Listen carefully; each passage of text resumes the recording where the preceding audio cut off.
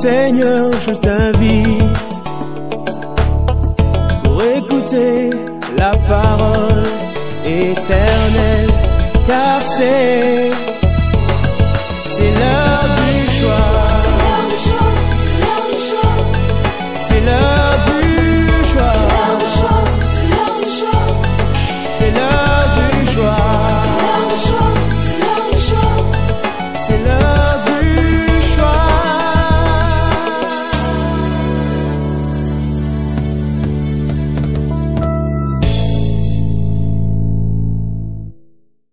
Tu prenais ma place pour que je sois enfant de Dieu. Merci Jésus. Merci Seigneur. Que ton nom soit béni. Que ton nom soit loué. Que ton nom soit élevé. Que ton nom soit glorifié. Parce que tu es présent. Merci pour ta présence. Dans ta présence, Seigneur, parle-nous. Seigneur, parle. Nous t'écoutons. Au nom de Jésus. Nous prions ainsi. Amen. Amen. Gloire au Seigneur. Est-ce qu'on a essayé d'acclamer ou on a acclamé? Voilà. Voilà. Là, nous acclamons. Que Dieu soit béni. Que Dieu soit béni. Amen, amen. Nous le bénissons parce qu'il est là. Nous le bénissons pour cette belle louange et belle adoration. Nous le bénissons pour sa présence et nous le bénissons pour la présence de chacun d'entre nous. Amen. Alléluia. Alléluia. La joie du Seigneur, c'est notre force. Amen. Quelqu'un est dans la joie ce matin? Alléluia. Gloire au Seigneur. Nous prenons la parole de Dieu, la Bible. Romains chapitre 12. Romains 12, 1 à 2. Et Matthieu 6, 9 à 10 que nous allons proclamer ensemble. Je vous exhorte donc, frères, par les compassions de Dieu, à offrir vos corps comme un sacrifice vivant, saint, agréable à Dieu, ce qui sera de votre part un culte raisonnable. Ne vous conformez pas au siècle présent, mais soyez transformés par le renouvellement de l'intelligence, afin que vous discerniez quelle est la volonté de Dieu, ce qui est bon, agréable et parfait. Amen. Nous proclamons ensemble: Notre Père,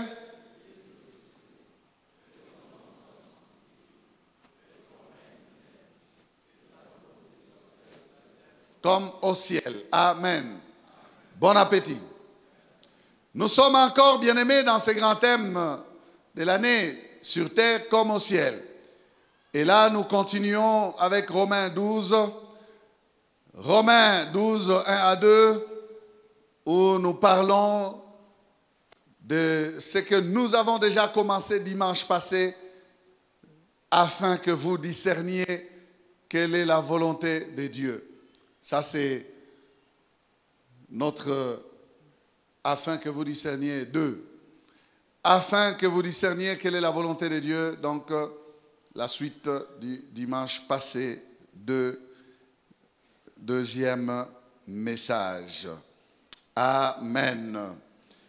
Nous parlons de connaître la volonté de Dieu. Nous avons commencé à parler de discerner.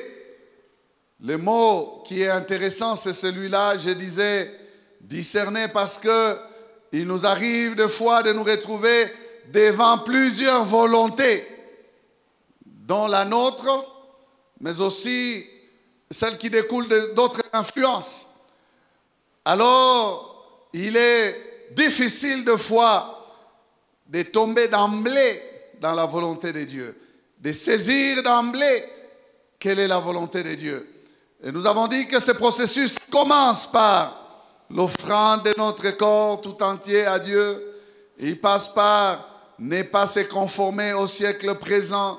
Pourquoi? Pour nous permettre d'avoir une intelligence renouvelée.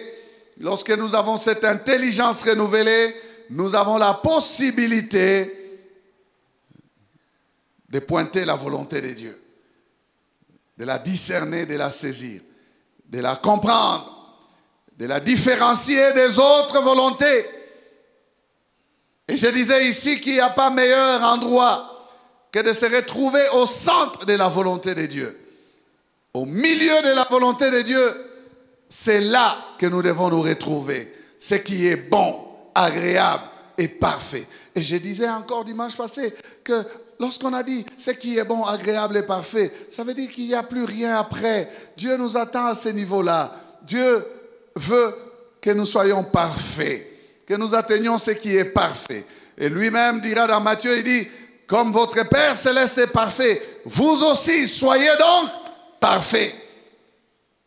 Voilà, nous courons après la perfection. Nous cherchons la perfection. Nous voulons atteindre la perfection. Accomplissons la volonté de Dieu, nous serons dans la perfection. Ce qui est parfait. Amen. Alors nous continuons ici. Aujourd'hui, nous commençons à voir quelques éléments qui peuvent nous aider à discerner, à saisir la volonté de Dieu. Premier élément, et non des moindres, nous citons et nous décortiquons ce matin la parole de Dieu.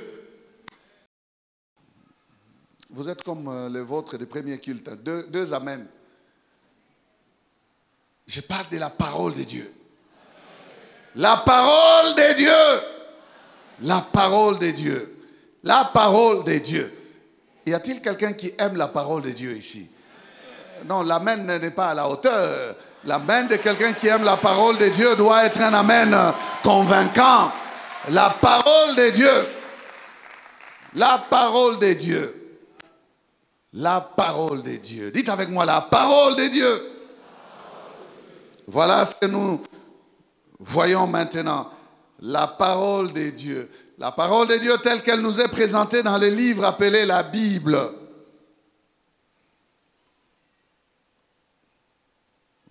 Bible, qui vient de Biblos, qui veut dire le livre des livres, qui peut donner aussi bibliothèque, les livres des livres. Bible. C'est nous qui l'appelons comme ça. Dieu l'a appelé la parole de Dieu. C'est ma parole. Il nous a donné sa parole. Amen. La parole de Dieu, telle qu'elle est présente dans les livres appelés la Bible, bien-aimés, nous aide à comprendre, à connaître, à saisir la volonté de Dieu. Je vais aller plus loin pour déclarer et dire que la parole de Dieu telle qu'elle est présentée dans la Bible est la volonté de Dieu. Montrez-moi votre Bible. Vous l'avez? La parole de Dieu. Dis, tu es avec nous ou tu es absente? Assis-toi bien. Sois vivante. Où est ta Bible? Rien. Frère, où est ta Bible? Comment tu viens à l'église comme ça? Ni dans les téléphones, toi aussi. Rien. Elle est où la Bible? D'autres ici, rien. Et vous vous asseyez devant. Sans Bible. Sans Bible. La Bible. Même si elle est dans les téléphones, c'est la Bible. Amen. Il y a des gens qui créent des débats là où il ne doit pas y avoir de débats. Pour eux, la Bible, c'est quand c'est sur des papiers imprimés. Là, ils disent que j'ai la Bible. Oui, c'est la Bible. Mais la parole telle qu'elle est là, dans les appareils, c'est toujours la parole de Dieu. Dieu a dit à ses enfants, vous la graverez partout, sur les linteaux, sur les poteaux, sur vos murs. Gravez-la partout, qu'elle soit partout. Eh bien, elle est sur du papier, elle est dans l'ordinateur, elle est sur les téléphones, elle est sur l'Internet, elle est partout. C'est la parole de Dieu. C'est la parole. Il ne faut pas penser que la parole, c'est quand c'est dans les livres imprimés seulement. Non. D'ailleurs, la place de la parole, ce n'est pas sur les papiers. La place de la parole, elle doit habiter dans notre cœur. Il faut la serrer dans le cœur. Je serre ta parole dans mon cœur afin de ne point pécher contre toi. Amen. Il faut la mettre dans le cœur. Ne la laissez pas là. Il y a des gens qui la tiennent sous les bras. Il y a des gens qui la rendent mystique. Ils veulent la mettre en dessous de l'oreiller pour chercher le sommeil. Les papiers ne te donneront pas le sommeil. C'est quand tu as médité la parole, tu l'as mise dans ton cœur, que tu peux dormir en paix et que le démon ne peut rien faire à celui qui vit la parole. Si tu vis la parole, tu n'auras pas peur. Amen. La parole de Dieu, même si elle est dans les téléphones, c'est la parole de Dieu. Et elle a la puissance, la parole de Dieu. Bien-aimé, oh, c'est terrible. Je reçois des témoignages, même des messages que j'ai prêchés il y a longtemps. La parole de Dieu. On les met sur la radio. Ça continue à guérir maintenant. Ça sauve des âmes maintenant. Ça touche les vies maintenant. Ça change la mentalité, la pensée. Parce que ça reste la parole de Dieu. La parole. Il ne faut pas négliger la parole de Dieu. Ne la négligez pas. C'est le premier élément pour nous permettre de connaître la volonté de Dieu. Dieu est dans sa parole. Et sa parole nous les présente. Ce que Dieu veut, nous les connaissons par la parole de Dieu. Dieu nous a parlé par les livres. Amen. Elle reste éternelle, cette parole. Aussi longtemps que les cieux et la terre ne passeront point. Sa parole aussi ne passera point. Mais la terre et les cieux passeront. Mais la parole ne passera pas. Parce qu'elle est éternelle. Elle est encore là. Même quand la terre et les cieux passeront, elle restera là.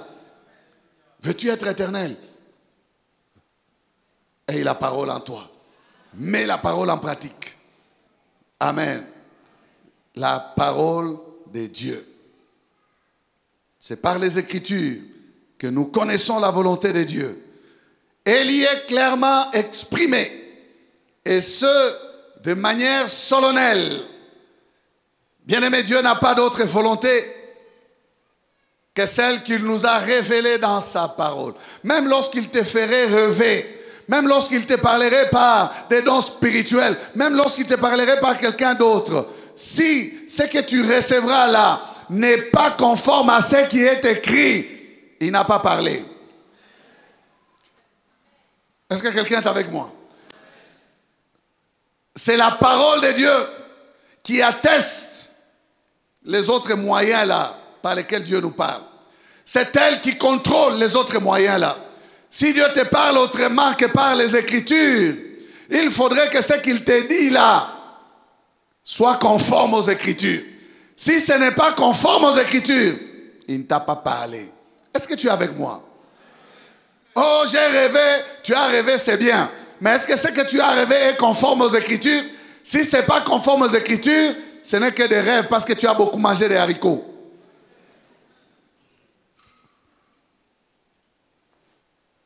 Si Dieu a parlé, ça va se marier à sa pensée écrite. Si Dieu a parlé, ça va être en rapport, en harmonie avec ce qui est écrit. Amen. La parole de Dieu doit être pour nous aujourd'hui ce qu'étaient les Tumim et l'Urim dans l'Ancien Testament. L'Urim et les Tumim, c'est chose que portaient les souverains sacrificateurs sur son pectoral. Le pectoral, c'était les gilets qu'il mettait sur sa robe. Les souverains avaient la robe et sur la robe, il mettait son gilet appelé pectoral. Sur ces gilets-là, il y avait 12 pierres précieuses qui représentaient les 12 tribus d'Israël. Et il y avait aussi l'Urim et le Tumim. L'Urim et le Tumim en français, ça signifie tout simplement lumière et perfection. Lumière et perfection. Lumière et perfection. Lorsque une matière dépassée les enfants d'Israël. Ils allaient voir les souverains sacrificateurs qui consultaient l'Urim et les Thummim. Je ne sais pas comment ça s'est passé. Peut-être que ça allumait des lumières. Poum, poum, poum. Quand c'est des lumières vertes, Dieu est d'accord. Quand c'est noir ou c'est rouge, il n'est pas d'accord. Je ne dis pas que c'est ça. Hein? Ce n'est pas ça. J'explique seulement. Je dis, je ne sais pas comment ça s'est passé. Mais c'était une question de savoir quelle est la volonté de Dieu. Les Thummim et l'Urim l'a manifesté. Alors pour nous, bien-aimés, le souverain sacrificateur, c'est Jésus-Christ. Alléluia. Et Hébreu, au chapitre 1er, à partir du verset 1er, nous dit que, après avoir autrefois parlé par des prophètes, Dieu, dans ces derniers jours, nous parle par son Fils, lequel il a aussi établi héritier de toutes choses, n'est-ce pas? Qui nous parle dans ces derniers jours, c'est le Fils. Quelle est la parole de Dieu que nous devons connaître? C'est la parole de Jésus. Celle qui est appelée la parole éternelle. La parole de Jésus est dans les évangiles. Elle est expliquée aussi dans les épîtres.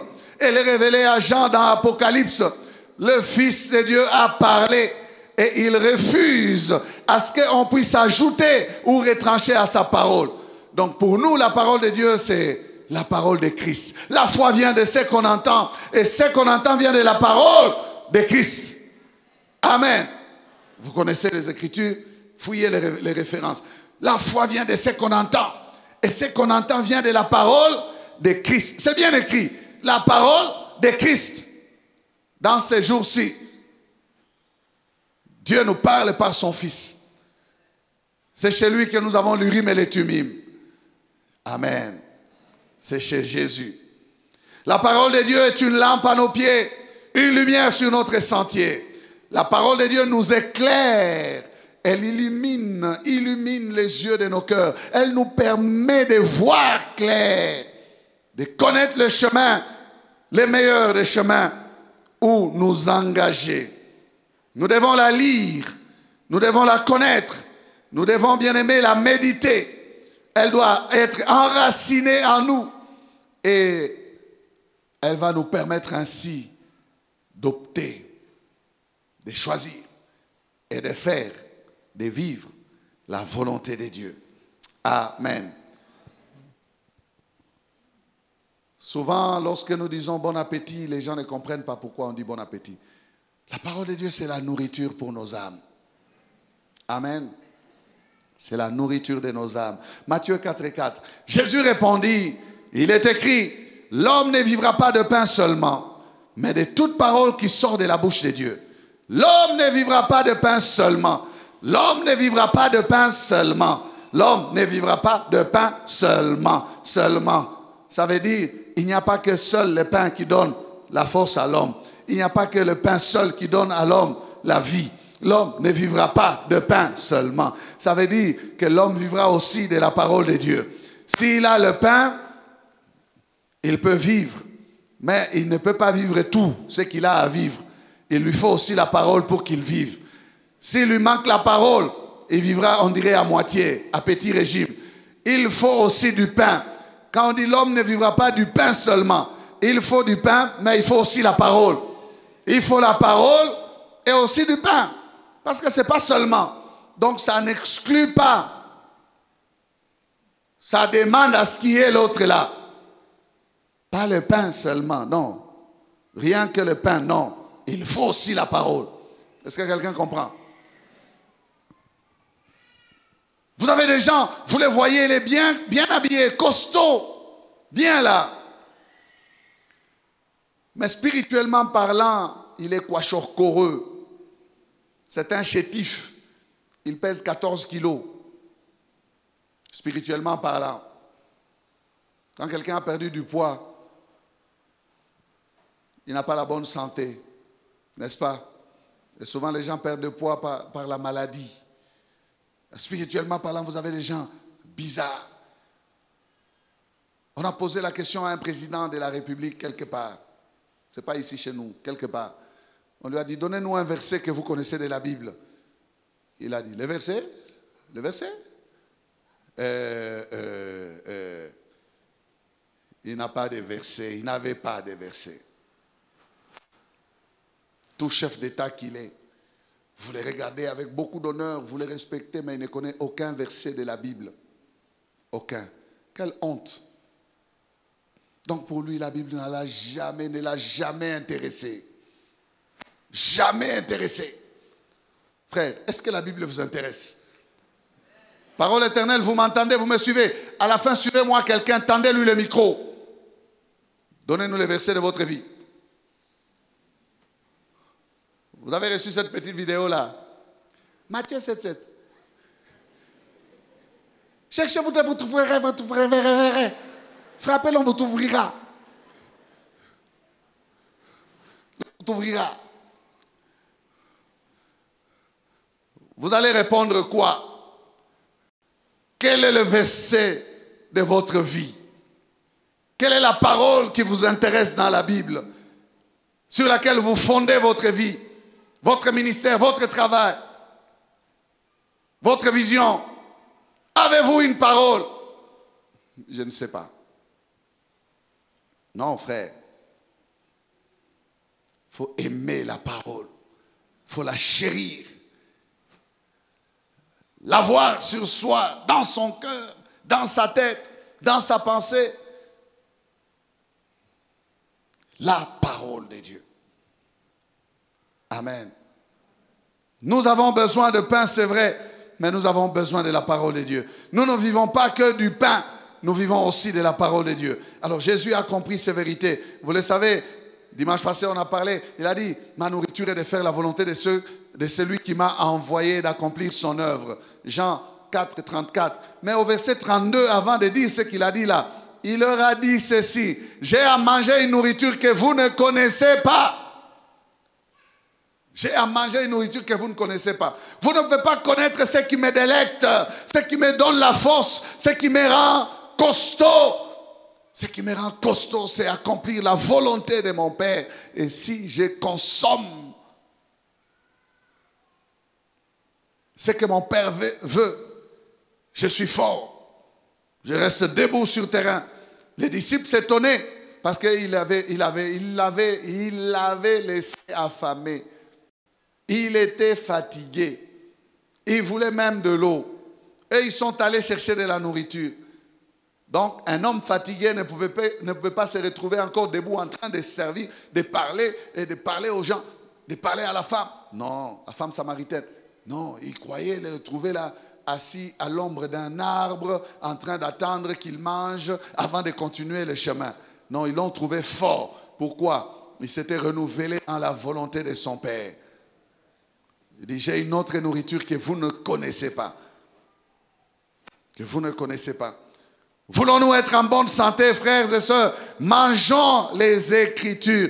Consommons Bible, mes frères et sœurs. Il y a des gens qui passent leur temps à chercher à consommer bio. Ils vont sur la route Likasi à la recherche des fruits et des plantes, des histoires bio. Oh, il faut consommer bio. Consommer bio. Tu peux consommer bio et être en très mauvaise santé si tu ne consommes pas Bible. Consommons Bible. Et ils veulent consommer bio. Moi, je les encourage non seulement à consommer bio, mais aussi à consommer Bible. Consommons Bible. Alléluia. Dites-le à votre voisin. Consommons Bible.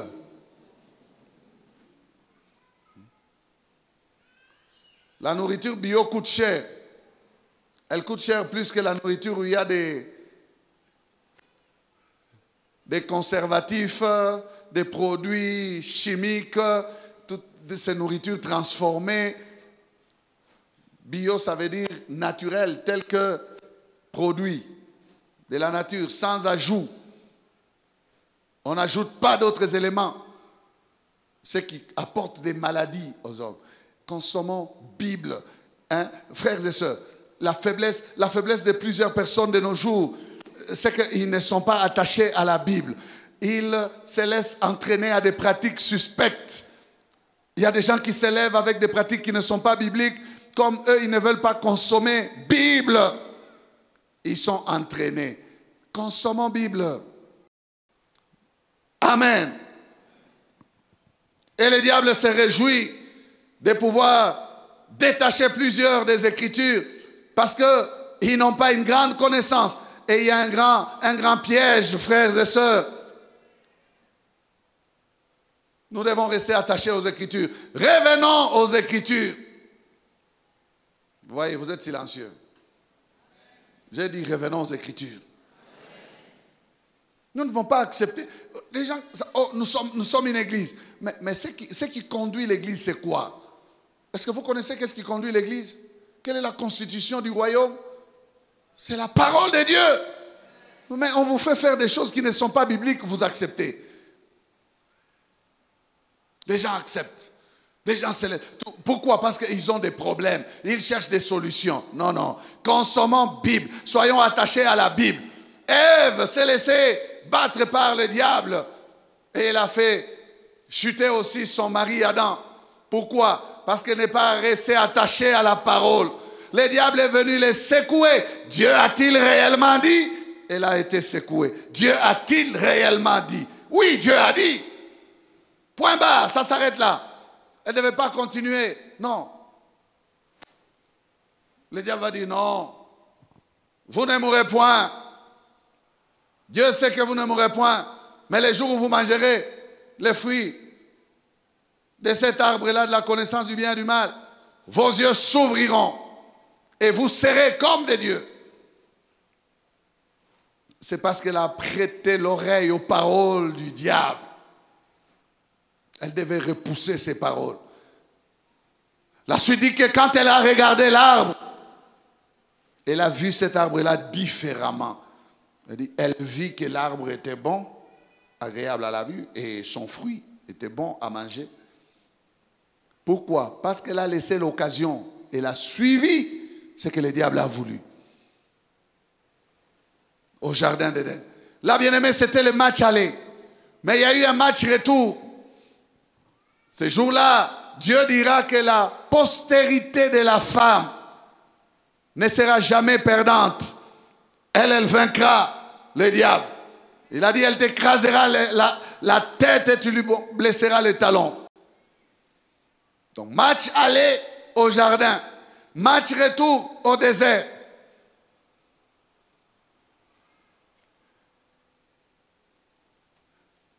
D'un côté, il y a la parole faite chair, Jésus-Christ. Et de l'autre côté, il y a un ancien chérubin devenu chef rebelle. Satan le diable. Il se présente là, face à la parole faite chair. Bien-aimé, personne ne pouvait vaincre la parole faite chair. Non, l'homme de qui il a été dit, jamais homme n'a parlé comme cet homme-là. Le diable ne pouvait pas le vaincre en recourant à la parole. Il ne pouvait pas. Il vient là, il lui dit, oh, change, si tu es fils de Dieu, change cette pierre en pain. Regardez la ruse du diable. Est-ce que c'est à toi que je dois prouver que je suis réellement fils de Dieu?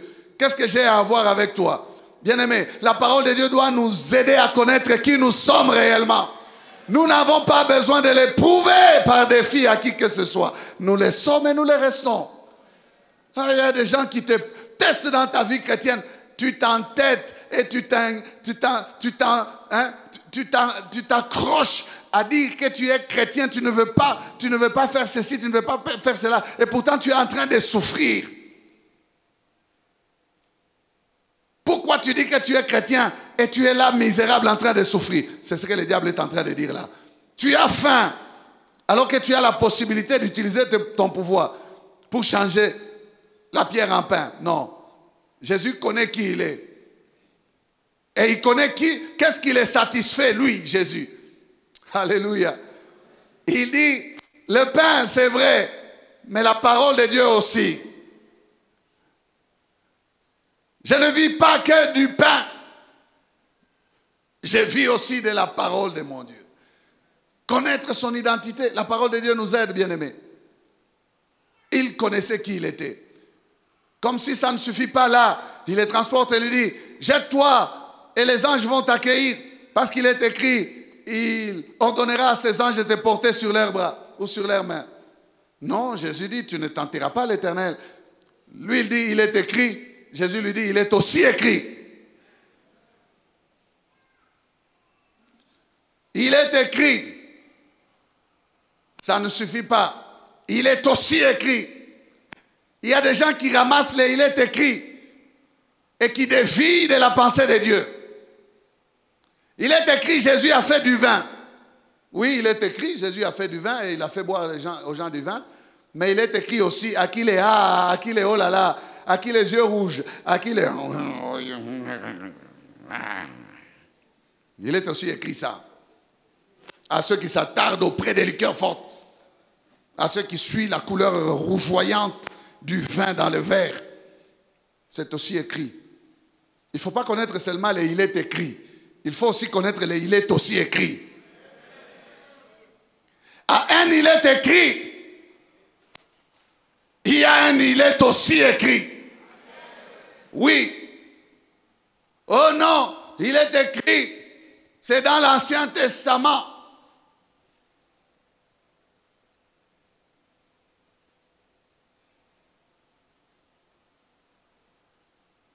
Tu apporteras tes dîmes et tes offrandes à la maison du trésor. Mais dans le Nouveau Testament, où est-ce que cela est écrit? Ils disent, comme ce n'est pas écrit dans le Nouveau Testament, c'est que nous n'allons plus donner les dîmes et les offrandes. Et il y a des gens qui enseignent aux faibles personnes comme ça. Non, il est écrit, c'est vrai. Mais on dit quoi? Tu apporteras tes dîmes et tes offrandes où? À la maison de Dieu, n'est-ce pas? Et Dieu a dit quoi? Il a dit aussi que tu ne te présenteras pas à sa maison les mains vides. Bon, maintenant quand tu lis le Nouveau Testament, donne-moi un verset où Dieu a enlevé cela.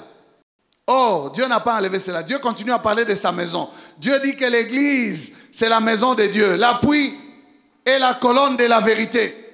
L'église, c'est la maison de Dieu. Comment est-ce que toi, tu vas enlever une volonté de la Bible par toi-même? Il n'y a aucune écriture expresse qui dit n'offrez plus à Dieu. Non. Non. D'ailleurs, quand vous lisez Paul, Paul encourage les gens à préparer les offrandes, les collectes et tout ça.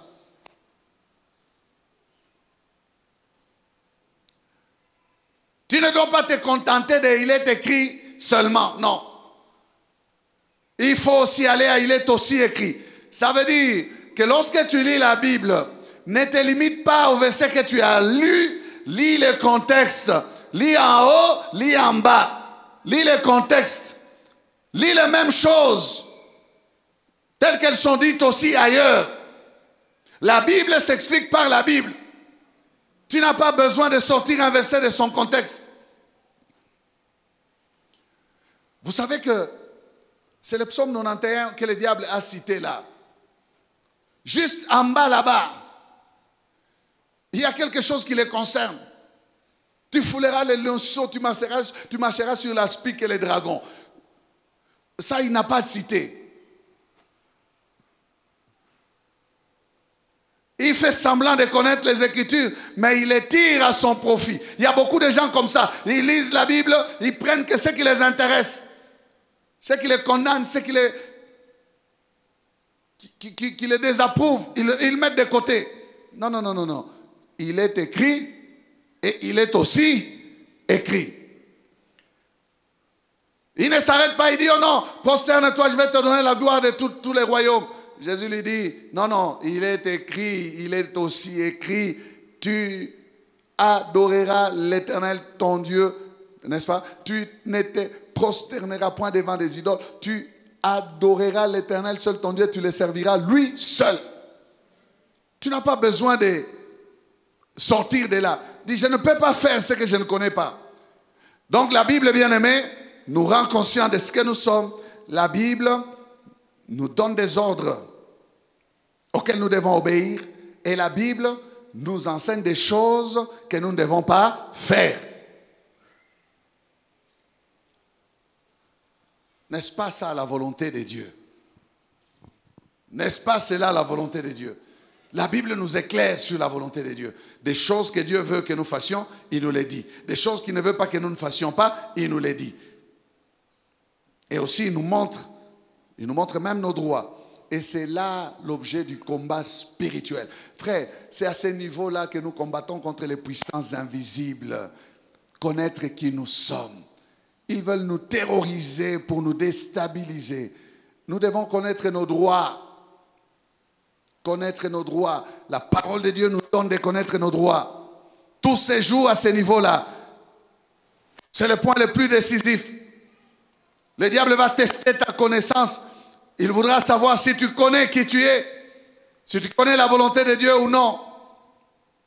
Parce que derrière cette volonté-là, si tu la connais, il y a aussi nos droits. Nous n'allons pas trembler lorsque nous sommes dans la parole de Dieu. Nous n'allons pas céder lorsque nous connaissons la parole de Dieu. Amen. La parole de Dieu a en elle, bien-aimé, la puissance de Dieu pour nous transformer. La parole de Dieu nous permet de faire des bons choix. Elle nous permet de faire des choses avec sagesse. La parole de Dieu rend sage. L'apôtre Paul le disait à Timothée, tu connais les saintes écritures qui peuvent te rendre sage à salut. Les saintes écritures peuvent rendre sage à salut. Hébreux 4:12 dit que la parole de Dieu est vivante et efficace, plus tranchante qu'une épée quelconque à deux tranchants, pénétrante jusqu'à partager âme et esprit, jointure et moelle ou moelle. Elle juge les sentiments et les pensées du cœur. La parole de Dieu. La parole de Dieu. Elle pénètre dans l'homme pour aller séparer l'âme et l'esprit. Quelqu'un qui ne connaît pas Dieu, son âme commande sa vie. Son esprit est mort. Il est esclave de ses sentiments, de sa volonté. Il ne peut pas se soumettre aux directives de l'Esprit de Dieu. Lorsque la parole de Dieu vient à tous ceux qui l'ont reçu, elle a donné le droit de devenir enfants de Dieu. Elle pénètre d'abord dans leur vie pour séparer l'âme et l'esprit. C'est la parole qui sépare l'âme et l'esprit. Elle entre en nous pour mettre la clarté dans notre intelligence. L'Esprit de Dieu récupère sa vie. Il vient à la vie pour commencer à donner des injonctions à l'âme. C'est l'âme qui nous permet de nous exprimer. Quand nous sommes tristes, c'est dans notre âme que nous le sommes. C'est l'homme qui est dedans, là, dans l'âme, qui est triste. Ce n'est pas ce corps qui est triste. Pour montrer que l'âme est triste, les larmes coulent ici. Parce que l'âme est triste. L'esprit commande l'âme. Et le corps exécute la volonté de l'homme. La parole sépare. Elle va commencer à nourrir l'esprit de l'homme pour que l'homme puisse faire ce que Dieu attend de lui. Parce que Dieu traite avec nous dans notre esprit. Le Saint-Esprit habite dans notre esprit. La parole de Dieu s'adresse à notre esprit. Si notre âme veut résister, l'épée agit. Elle juge les sentiments et les pensées du cœur. Elle va convaincre cette âme-là à se soumettre à l'esprit qui est déjà séparé de l'âme. Et l'esprit prend les dessus. Est-ce que tu es avec moi? Nourris l'homme intérieur de la parole de Dieu. Tu prendras des bonnes décisions. Tu ne t'occuperas pas des choses charnelles. Parce que ton esprit va te donner des bons ordres à ton âme. Ésaïe 55, verset 10 à 11. Comme la pluie et la neige descendent des cieux et n'y retournent pas sans avoir arrosé, fécondé la terre et fait germer les plantes, sans avoir donné de la sémence au semeur et du pain à celui qui mange. Ainsi en est-il de ma parole qui sort de ma bouche. Elle ne retourne point à moi sans effet, sans avoir exécuté ma volonté et accompli mes desseins. Amen. Quand Dieu envoie sa parole, il y a tous les éléments de sa volonté dans sa parole. La parole vient. Si vous la recevez, vous recevez tout ce que Dieu veut accomplir chez vous. Comprenez-moi très bien, frère. Il y a des gens qui passent à côté des bénédictions. Même pendant que je parle là, ils sont en train de dormir. Ils passent à côté. Alors que ce que Dieu veut faire est dans ce que je suis en train de dire. Il envoie sa parole, elle contient tout dedans. Tu y reçois ces choses, la parole t'arrose comme la pluie peut t'arroser pour qu'après tu portes des fruits. Et il dit qu'elle ne peut pas retourner à lui sans avoir exécuté ses desseins, son plan, sans avoir accompli sa volonté. La volonté de Dieu est dans sa parole. Elle est dans sa parole. Quand il envoie sa parole, c'est un régime complet. Recevons-la. Et Jacques nous dit, ne soyons pas pressés seulement de la recevoir, ne soyons pas bornés à l'écouter, mais disposons-nous aussi à la mettre en pratique. Ça veut dire, laissons les temps qu'elle nous travaille et qu'elle nous pousse à l'action. C'est quand nous agissons qu'il y a des fruits. C'est quand nous agissons qu'il y a des fruits. Elle est chargée, la parole, d'exécuter la volonté de Dieu. Il y a des gens qui empêchent l'action de Dieu dans leur vie. En fait, la parole de Dieu, lorsqu'elle arrive chez vous, permettez-lui de rentrer, dire à Dieu, j'ai fait la mission que tu m'as confiée à accomplir. Mais il dit, elle ne retourne pas à moi sans avoir exécuté. Donc, il y a des paroles qui traînent. Frère, je comprends ces choses. Hein. Il y a des personnes qui laissent tomber à terre des paroles. Au lieu qu'elles les reçoivent sur eux pour qu'elles portent des fruits, mais ils les font tourner autour d'eux. Ces paroles chôment, elles ne rentrent pas à Dieu. Permettez à la parole de Dieu de rentrer, dire au Créateur, tu m'as envoyé, j'ai fait. Est-ce que tu es avec moi? Elle ne rentre pas à moi sans avoir accompli, sans avoir exécuté. Donc, aussi longtemps qu'elle n'a pas fini la mission là-bas, elle ne rentre pas vers Dieu. Permettez à la parole de rentrer avec un rapport positif. Lorsque tu entends, tu te répands, la parole se réjouit. Elle se vide de sa puissance parce qu'elle a libéré sa puissance en toi. Tu t'es repenti. Elle reste vide, elle dit à Dieu, ça y est, la cible est atteinte, la mission est accomplie. Alléluia. Elle rentre joyeuse auprès du Créateur. Que le Seigneur t'arrose de sa parole. Sois arrosé de la parole. Alléluia. C'est ça la volonté de Dieu. Si elle t'arrose, tu porteras des fruits. Alors sois arrosé au nom de Jésus. Tu veux une vie pleine de fruits. Sois abondamment arrosé. Vous savez, si vous arrosez abondamment une terre, vous la rendez aussi fertile. Abondamment. Il est écrit dans Colossiens 3,16 que la parole de Christ habite parmi vous abondamment. Que la parole de Christ habite parmi vous abondamment. En petite quantité? Non. En grande dose. Qu'elle soit parmi nous. Hein? Vous êtes de la parole éternelle. Que la parole habite abondamment. Hein? Pourquoi il n'y a que des choses bidons qui sortent de la bouche de ceux qui se disent chrétiens? Il faut que la parole, vous communiquiez la grâce, vous communiquiez des bonnes choses, vous communiquiez la vie, vous partagez les versets, vous déclarez les versets. Qu'elle habite abondamment parmi vous. Amen. Soyez de ceux qui sont attachés.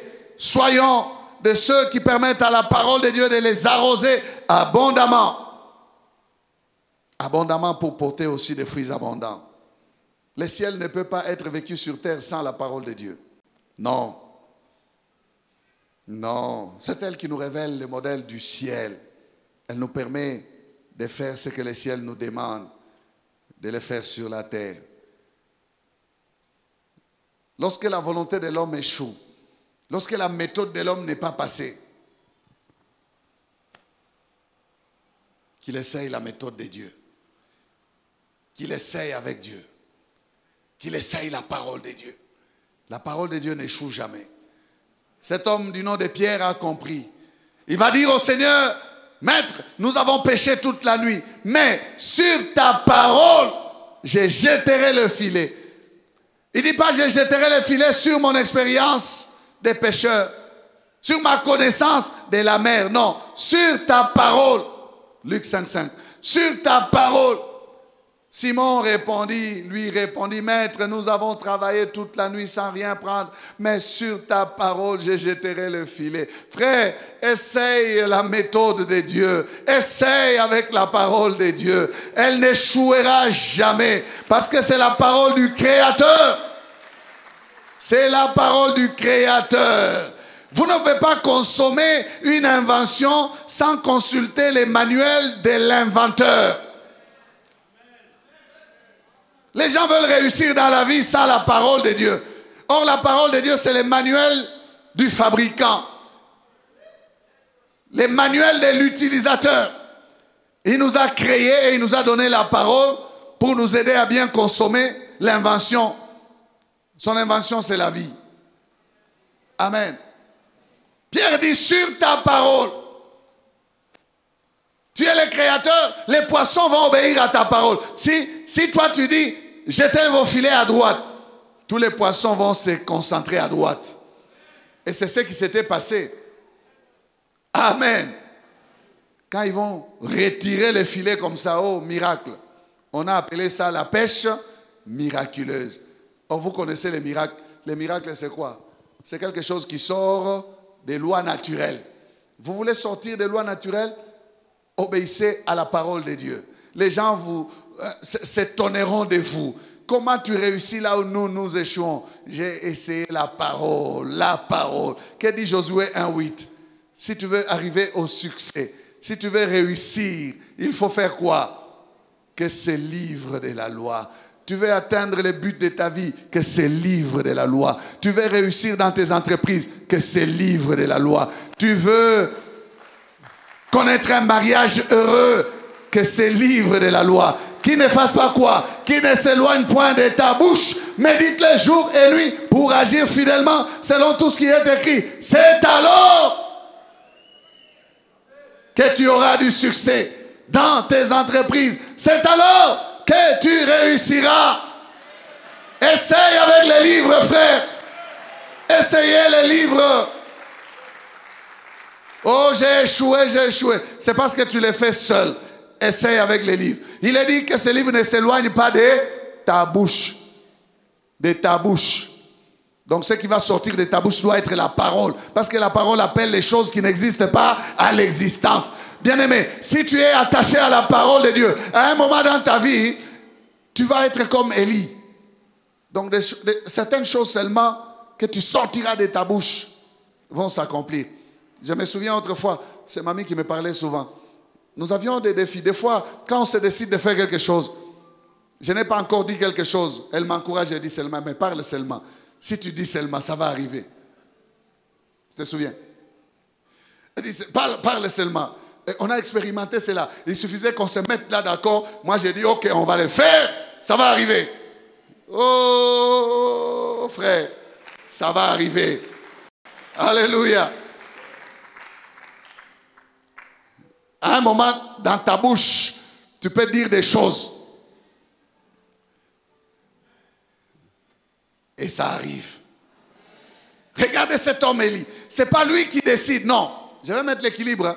Ce n'est pas Élie qui décide. Oh, que la pluie tombe, la pluie tombe. Que la pluie arrête, la pluie arrête. Non, non. Élie entendait la parole de Dieu. La parole de Dieu fut adressée à Élie le Tishbite. Va te présenter devant Akab et dis-lui. Et la parole de Dieu s'est confondée à la parole d'Élie dans sa bouche.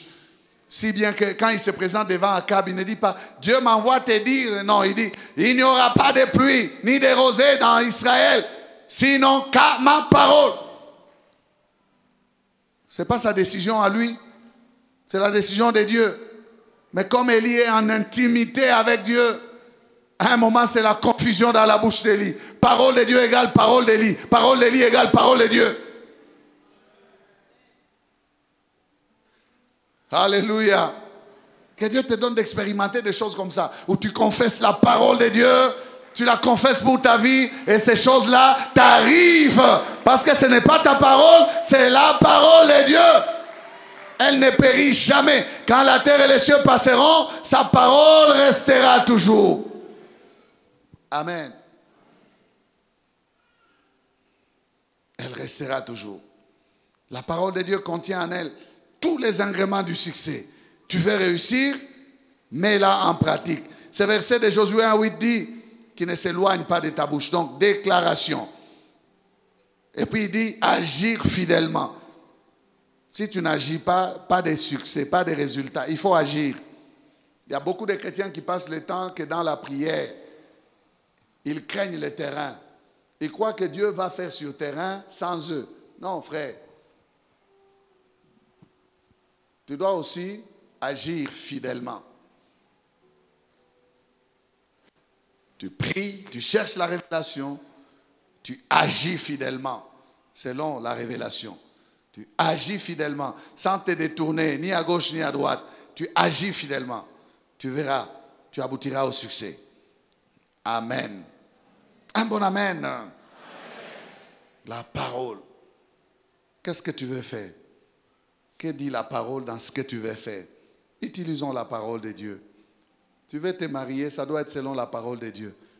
Dieu a dit, tu ne te marieras pas aux païens, aux infidèles. Mais toi, tu veux forcer. Pourquoi tu veux forcer? Demain, tu vas pleurer, tu vas commencer à chercher la prière. Dieu, corrige-moi cette fille, corrige-moi cet homme. Mais tu es en dehors de la volonté de Dieu. Respecte les principes. Qu'est-ce que tu veux faire? Tu veux te venger? La parole t'interdit de te venger. Et puis tu vas dire, oh Seigneur, tu m'as abandonné. Non, Dieu t'a dit ne te venge pas. Parce que Dieu sait que ça peut changer. On peut te tabasser. Oh non, Dieu t'interdit de te venger. Dieu est sage, hein? Dieu dit à moi la vengeance, à moi la rétribution. Maintenant, toi, quand tu te lèves, oh non, oh non, oh non, toi, aujourd'hui, tu vas voir. Mais qui t'a mis sur ces chemins-là? Ce n'est pas Dieu. Tu n'es pas avec Dieu, on va te taper. J'utilise ça, on va te taper, mais c'est aussi spirituel. Hein? Ah oui. Donc, tu vas perdre. Qu'est-ce qui te conduit? Est-ce que tu veux agir parce que c'est ta pensée ou c'est la pensée de la parole? Lis ta Bible. J'aime bien cette petite comparaison qu'on a dit. On a dit, lis ta Bible. Que ta main passe. Qu'elle ne laisse aucune place où ta main ne passe ni ne repasse. Il y a une récitation comme ça. Quelqu'un se souvient de ça?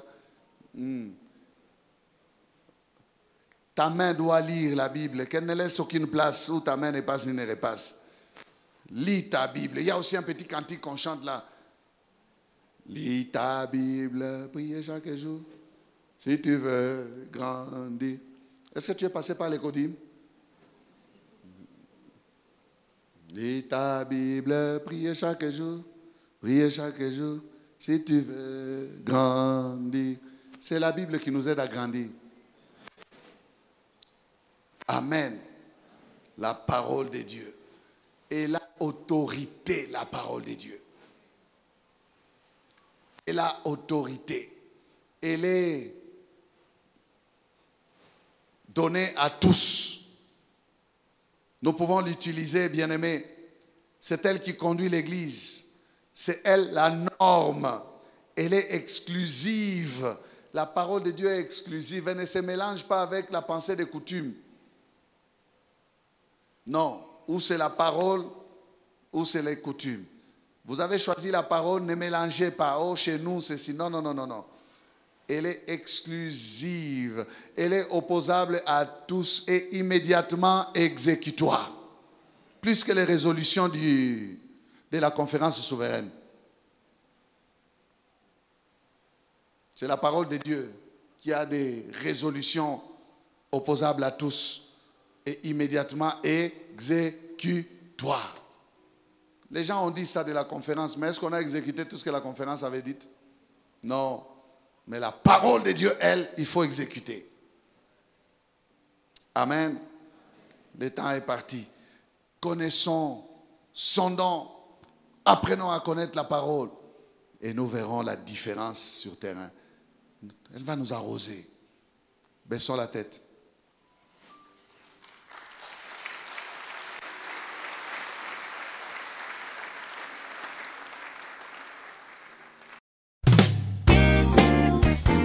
Bien-aimés, nous vous remercions d'avoir suivi ce message et nous prions pour que la grâce du Seigneur continue à agir dans votre cœur et que le message puisse apporter des fruits pour lesquels Dieu l'a envoyé chez vous. Nous voulons juste vous encourager à vous qui n'avez pas encore donné votre vie à Christ à faire cette prière avec nous maintenant et à faire cette prière avec un cœur ouvert et une décision venant de votre cœur.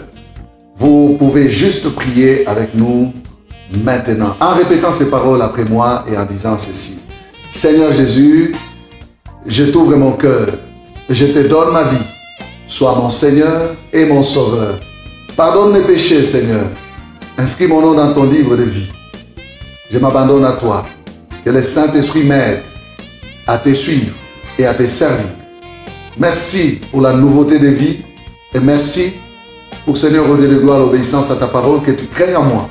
Parce que c'est toi qui crées le vouloir et le faire selon ton bon plaisir. Je te dis merci. Amen. Que Dieu vous bénisse parce que vous avez pris la décision de devenir chrétien et de vous engager à suivre Jésus et à les servir. Vous pouvez nous contacter au numéro qui apparaît à l'écran et nous serons toujours disposés à répondre à vos questions, à vos préoccupations. Nous sommes là pour vous servir et nous serons aussi heureux d'avoir un temps de prière avec vous dans nos installations 6 avenue Kasavubu, Sandoa, à l'église La Parole Éternelle, ici à Lubumbashi. Que Dieu vous bénisse, que sa grâce et sa paix soient dans vos maisons. Au revoir, nous vous aimons.